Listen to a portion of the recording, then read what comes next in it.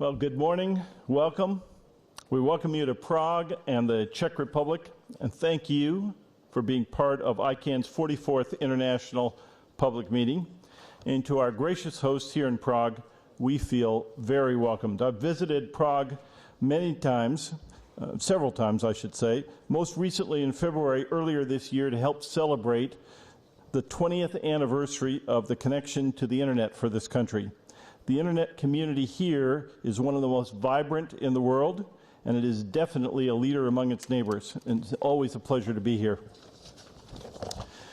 You have heard a lot about the big events, the new GTLDs and the selection of our new CEO, Fadi Shahadi. While these have attracted much attention, I want to share with you a few of the many things in progress across the rest of the organization. Accountability and transparency continue to be all important for us, and I have added effectiveness as an essential element. If we don't get our job done and get it done properly and quickly, no one will really care how transparent or accountable we are. And toward this end, let me briefly mention several of the activities that I said are in progress. We are evolving the schedule of our board meetings and the use of our meeting time. We want to make the board more available for interaction with the community. The Friday board meetings were poorly attended, and as you've heard, we've canceled them, but we still get our work done. But more to the point, they didn't provide any real interaction with the board. And the resolutions, as they should have been and were determined well in advance. And that's the proper way for board meetings to operate. We will have public board meetings when there are very important or controversial matters on the agenda. The decision that we took in Singapore to advance the GTLD program, the controversial decisions surrounding XXX are primary examples of what I have in mind. Otherwise, the board will operate quietly and efficiently to respond to the steady stream of actions that the board is required to process. This happens continuously throughout the year, telephonic board meetings, face-to-face board meetings when the board is assembled together. And we'll be happy to say much more about this at the Thursday open forum and use that opportunity for vigorous interaction with the board. We're also evolving and improving the coordination with the GAC through the institution of a GAC register to track inputs from the GAC and to make sure each piece of advice is processed properly and promptly. We intend to increase our interaction with governments, working particularly with the GAC. We have a new CEO, as you've heard, and really two new CEOs, as we announced Friday. Fadi Shahadi was selected and has agreed to join us with a bit of a delay. You will hear from him shortly today.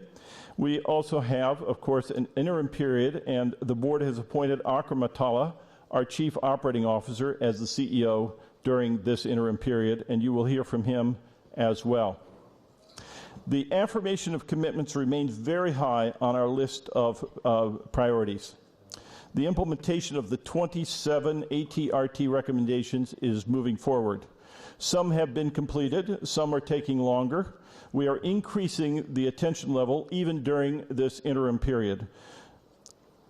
And this effort is not going to get squeezed out due to attention to the new GTLD program or indeed anything else. At the same time, the other two reviews that were mandated as part of the affirmation of commitments, the security, stability, and resiliency and the Who Is reviews, their teams have both delivered their reports. We will begin evaluating the costs and resources associated with their recommendations, and we will go through the full public comment process. We thank the teams, particularly Emily Taylor and Kathy Kleiman on the Who Is report, and Alejandro Passanti, Jeff Bergerman, Martin Hannigan, and Simon McCullough on the Security, Stability, and Resiliency report, along with the staff for their truly extraordinary efforts. And a huge amount of work goes into these, and I think it's important for all to understand the magnitude of these efforts. We will give these reports our full attention. We also note that the work on the Who Is review team fits into a yet larger picture of activities that includes the interactions between law enforcement community and the registrars, and also SAC's development of technical framework. we're looking forward to substantial progress on the long-standing who is issues. Also, the SSRT report is just one part of the security efforts. We are strengthening ICANN's internal systems. The spate of problems with the GTLD program commanded the board's attention along with everyone else's. We want to make sure that we understand what happened, and we want to learn from that experience. And although I didn't write this down, it is quite obvious we want to fix them and not make the same mistakes going forward. I'm also pleased to mention the long-standing support that of DNSSEC is paying off and is continuing.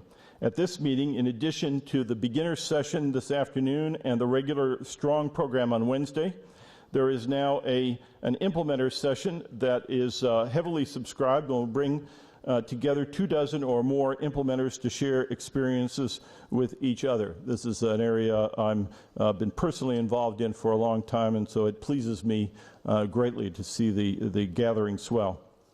In broader areas, particularly abuse of domain name registrations, we are pleased to see closer and more substantive cooperation with the law enforcement community and with other parts of governments. Equally, we are pleased to see cooperation from the registrar and registry community. While we wish we were further along, we remain committed to insightful and meaningful dialogue and decisions. Moving on to other things, the new GTLD program will obviously bring pressure on our organizational structure, and I want to say a few words about that. We will, of course, watch to see the exciting applications and business models that will arise from these new TLDs. And while that's going on, we are focused on making sure there is tight fiscal control so that the expenses are tracked and managed carefully. And we will also oversee a careful evolution of the organizational structure within the staff. It's possible the GNSO may also be affected by the sharp increase in the number of GTLDs, although it's also possible that their structure can easily accommodate the influx of new TLDs. Whatever the case is, we stand ready to work with the GNSO to help make whatever adjustments may be needed.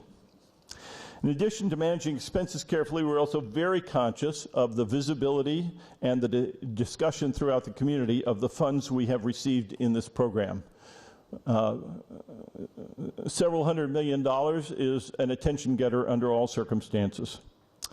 So the questions are, how big is the surplus? How much money is needed to protect against future risk? How much will be done with that surplus?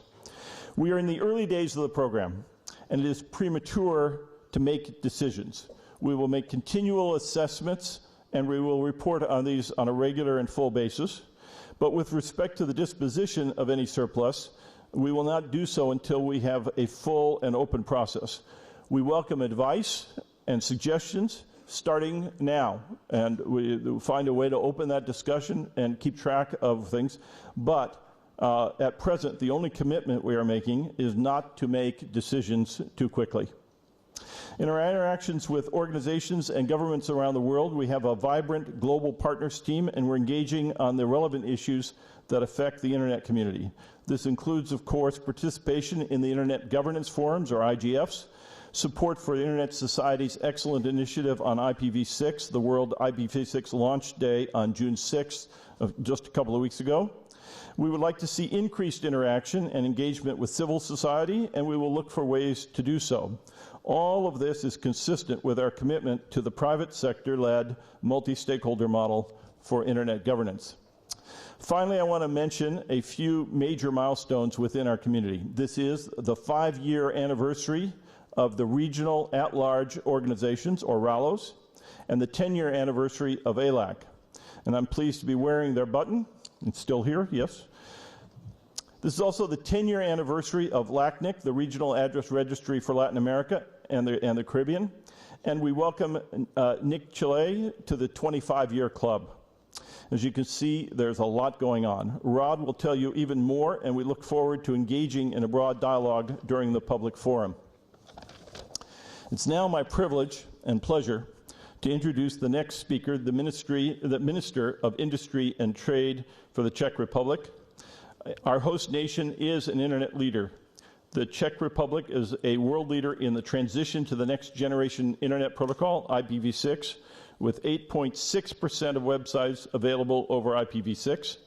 The nation has also pioneered global efforts to sign the root. .cz already had DNSSEC in place for 2 years when ICANN signed the root 2 years ago in 2010. And in fact, the work done here in the Czech Republic, along with the work in Sweden, Brazil, and Bulgaria, paved the way for ICANN.